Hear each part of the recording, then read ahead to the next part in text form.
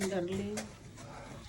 Dapat talaga pag marunong sa vehicles, siya na lang gumawa.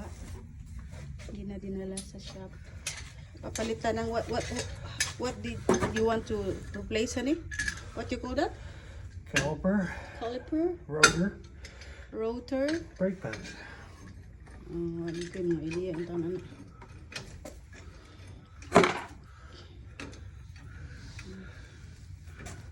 Ang adali yung i-change ay bago. Kaya nasunog ang tandaan. So only the back, not in the front. No, I'm putting new pads on the front and check it.